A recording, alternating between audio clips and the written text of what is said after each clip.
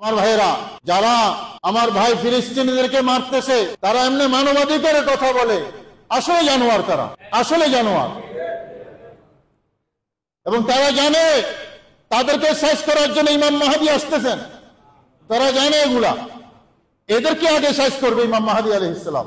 আমি হয়তো যেতে পারতেছি না বিভিন্ন সীমাবদ্ধতার কারণে, আর এমনিতেও আমাদের তো ইমানি চেতনা মরে গেছে।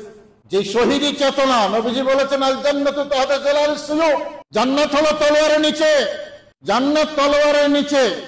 নবীজি বলেছেন, কি বুঝাতে চেয়েছেন? মুসলমান এমনি মুসলমান না, ইসলাম এমনি আসে নাই। ওই কাপুরুষগুলোর কারণে ইসরায়েল এখানে ঢুকেছে, আমেরিকা এখানে ঢুকেছে।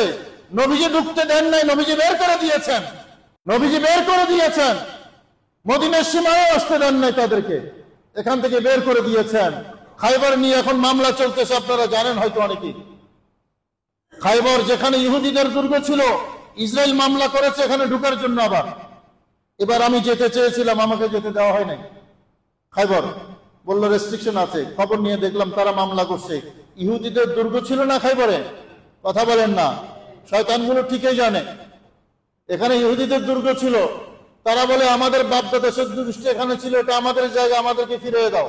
আন্তর্জাতিক আদালতে মামলা চলতেছে, আর আমরা তাদেরকে জামাই আদরে ফিলিস্তিনের পাশে ইসরায়েলে থাকতে দিচ্ছি। আমাদের এই অযোগ্যতার কারণে, কাপুরুষতার কারণে তারা এখানে ঘাঁটি গেড়েছে।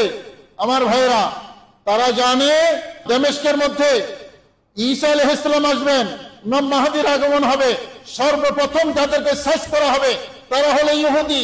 এমন মাইক দেবে, গাছের পেছনে আশ্রয় নিল, গাছ দেখে মুসলমানকে বলবে, হে মুসলিম, তাহলে হাদা ইহুদি ফাকতুলহু, হে মুসলমান এদিকে আসো, আমার পেছনে ইহুদি লুকিয়ে আছে, তাকে হত্যা করো। আমার পেছনে ইহুদি লুকিয়ে আছে, হত্যা করো তাকে।